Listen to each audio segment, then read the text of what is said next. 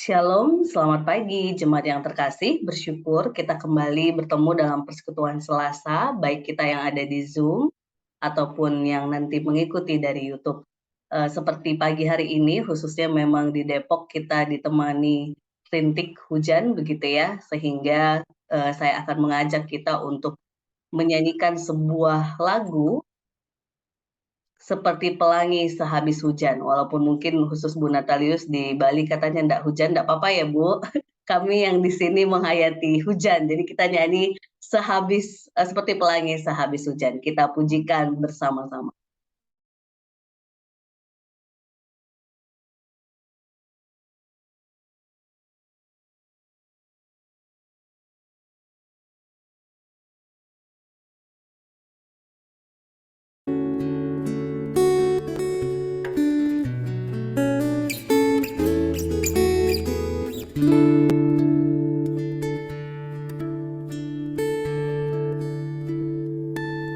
Jalan hidupku tak selalu tanpa kabut yang pekat, namun kasih-Mu nyata padaku. Pada waktu-Mu yang tepat, seperti pelangi sehabis hujan, itulah janji setia-Mu Tuhan. Di balik dukaku telah menanti harta yang tak ternilai dan abadi.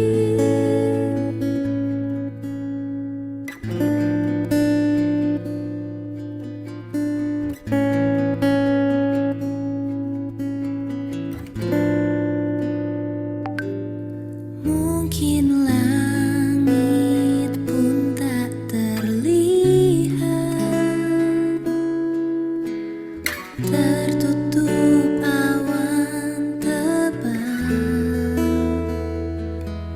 namun hatiku kan tetap kuat oleh janji-Mu yang kekal. Seperti pelangi sehabis hujan, itulah janji setia-Mu Tuhan. Di balik dukaku telah menanti harta yang tak ternilai dan abadi.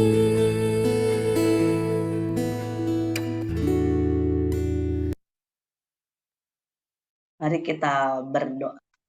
Sungguh ya Bapa, di balik segala suka duka kehidupan kami, bahkan dalam jalan kehidupan kami yang terkadang kami menghadapi situasi-situasi yang gelap, pekat, dan kami tak tahu harus melihat pengharapan di depan yang akan kami tuju, tetapi kami yakin ketika kami berpegang teguh pada janji Tuhan, segala sesuatunya indah, seperti Tuhan yang senantiasa mengingatkan kami lewat pelangi yang hadir setelah hujan, bahwa Tuhan senantiasa mewujudkan pemeliharaan terhadap seluruh umat di muka bumi ini. Sekalipun kami yang sering tidak setia ini Tuhan, tetapi Tuhan senantiasa setia, meneguhkan kami, menuntun kami, menopang kami untuk terus melihat jalan yang seharusnya kami tempuh.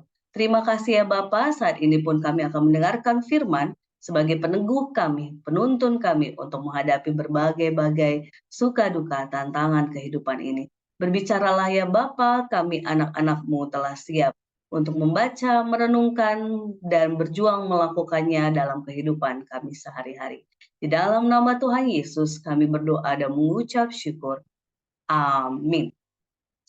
Pembacaan firman kita pada hari ini terambil dari Roma pasal 11 ayat 1 sampai 6 yang akan dibacakan oleh Bapak terkasih kami Pak Prihadiono. Monggo Bapak. Baik. Bacaan firman Tuhan hari ini dari Roma 11 ayat 1 sampai dengan 6. Maka aku bertanya, adakah Allah mungkin telah menolak umatnya?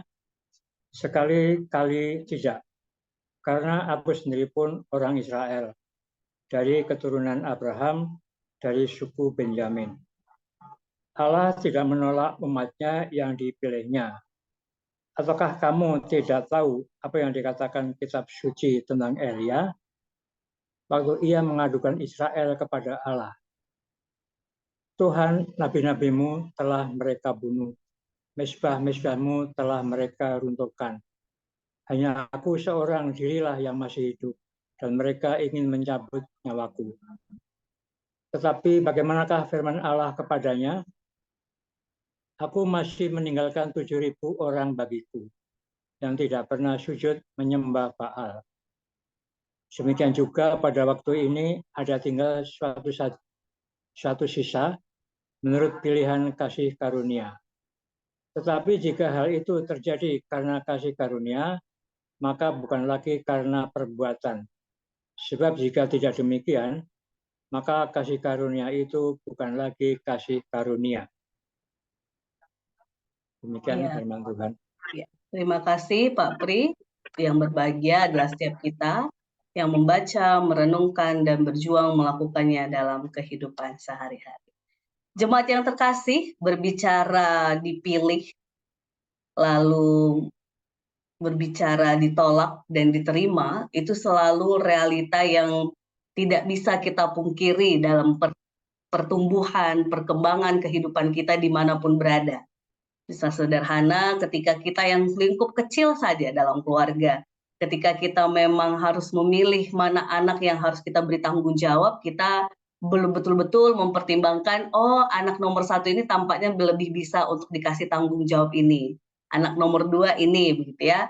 Tetapi dalam dinamika ketika kita berbicara memilih, maka ada hal-hal yang terkadang ketika kita sudah memilih anak ataupun dalam konteks keluarga, kalau mungkin dalam konteks pelayanan, konteks pekerjaan, kita memilih untuk memberikan tanggung jawab ke seseorang ataupun sekelompok dan apapun itu bentuknya begitu ya. Terkadang yang dipilih itu menolak, betul ya Bapak Ibu. Oh, kita tidak siap, kita tidak bisa atau kita memang tidak mau menerima begitu ya. Itu realita yang ada ketika kita dipilih begitu ya. Tetapi kali ini dalam bacaan kita hari ini, kita akan melihat bagaimana umat yang sudah dipilih itu diteguhkan oleh Paulus bahwa Allah sekali-kali tidak pernah menolak, begitu ya. Ketika ia sudah dipilih, Allah sekali-kali tidak pernah menolak.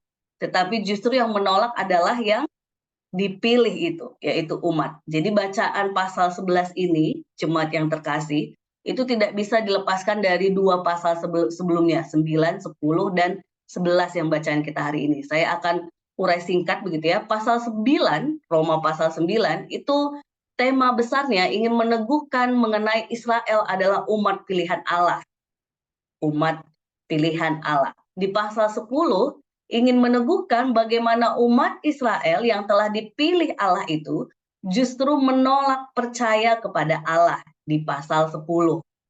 Di pasal 11 ini bagaimana dituliskan gambaran besarnya Allah yang akhirnya tetap menyelamatkan umat Israel yang telah dipilih tapi sekaligus menolak dia. Jadi menarik ya Bapak Ibu terkasih, seperti saya bilang tadi di awal, kadang-kadang kita memilih anak yang kita tahu dia bisa bertanggung jawab untuk mengerjakan, tapi kadang-kadang anak kita itu yang menolak. Enggak deh ma, adik aja, enggak deh pak, ini aja gitu ya. Atau mungkin kadang konteks pelayanan pun demikian. Konteks di pekerjaan, barangkali pun kita orang Kristen ketika kita dipilih untuk diberi tanggung jawab ABC gitu ya, karena mungkin atasan kita tahu kita punya kapasitas, tapi kadang-kadang bisa jadi kita orang percaya yang meragukan diri kita sendiri atau meragukan penyertaan Tuhan untuk mengemban tanggung jawab itu, sehingga tidak gitu ya.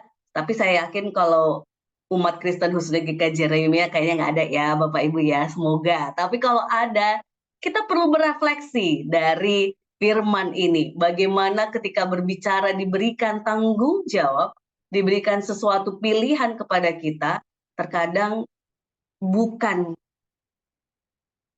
bukan yang memilih ataupun Allah dalam konteks besar yang menolak kita, tapi kita sendiri yang melakukan penolakan. Nah, jemaat yang terkasih, bacaan kita khususnya Roma pasal 11 ini, Paulus melontarkan pertanyaan kepada setiap umat gitu ya, bahwa adakah kemungkinan Allah menolak umatnya begitu ya? Sekali-kali tidak, kata Rasul Paulus. Hal ini untuk menegaskan bahwa Allah tidak pernah menolak umatnya yang taat dan tidak membantah kepadanya. Tetapi sayangnya justru orang Israel sendirilah yang menolak Allah. Dalam bahasa Yunani itu disebut apostato, yang berarti lebih spesifiknya mendepak begitu ya Bapak Ibu terkasih, yaitu ada seseorang yang tadinya ada di dalam lalu dikeluarkan dengan cara yang tidak baik, dalam arti Paulus justru yang membuat Allah yang sudah ada di dalam diri mereka keluar dari mereka. Dalam arti di sini bukan berarti orang Israel ini punya kuasa gitu mengeluarkan Allah, tidak sebenarnya. Tetapi di dalam hati mereka, mereka sudah melakukan itu. Yang tadinya Allah ada di dalam mereka, di dalam persekutuan, persatuan mereka dalam konteks umat pilihan, tetapi mereka sendiri yang menolak dengan akhirnya menyembah berhala Allah-Allah lain. Begitu ya jemaat terkasih. Nah, menariknya di dalam konteks ini justru ketika sekalipun mereka menolak, Allah tetap memberikan karya penyelamatannya terhadap umat yang menolak dirinya. Ini ditunjukkan dengan mengangkat kembali kisah ketika Nabi Elia, ketika ia satu-satunya nabi yang masih hidup di tengah-tengah konteks ketika saat itu Ratu Izebel membunuh para nabi. Ia pergi ke sebuah tempat bersembunyi begitu ya, lalu ada banyak umat yang sudah menyembah berhala lain, dan Tuhan menampakkan diri lewat angin, lewat bentuk-bentuk alam begitu ya, gempa begitu ya, yang ingin meneguhkan Elia agar ia sadar bahwa dalam konteks ketika ia pun sudah mengalami kesendirian untuk taat kepada Tuhan, Tuhan mengingatkan, aku masih meninggalkan 7.000 orang Israel yang tidak pernah menyembah Baal untuk menguatkan hati Nabi Elia bahwa dia tidak sendirian, bahwa dia tidak sendiri dalam menghadapi penolakan yang dilakukan oleh sebagian dari umat Israel. Jadi jemaat yang terkasih, ini meneguhkan kita bahwa ketika berbicara taat kepada Tuhan, sekalipun kita merasa kok kayaknya tinggal aku sendiri nih yang setia, yang rajin, yang melakukan kehendak Tuhan, yang tidak mengikuti zaman, Bapak Ibu jangan merasa sedih dan merasa akhirnya ya udahlah tak melu-melu aja yang dunia ini gitu ya, ikut orang banyak gitu ya. Jangan merasa sedih, jangan tergoda untuk mengikuti arus dunia ini. Justru ketika kita tetap setia sekalipun kita masih sendiri, Allah meneguhkan kita melalui bacaan hari ini, sebenarnya kita tidak sendiri. Masih ada orang-orang yang masih menghargai kesetiaannya kepada Tuhan, menyembah kepada Tuhan, senantiasa setia dan taat melakukan apa yang menjadi kehendak Tuhan. Bahkan dalam bagian ayat 5 dan 6 diteguhkan kepada kita bahwa kasih karunia Allah itu tetap nyata untuk setiap kita umatnya.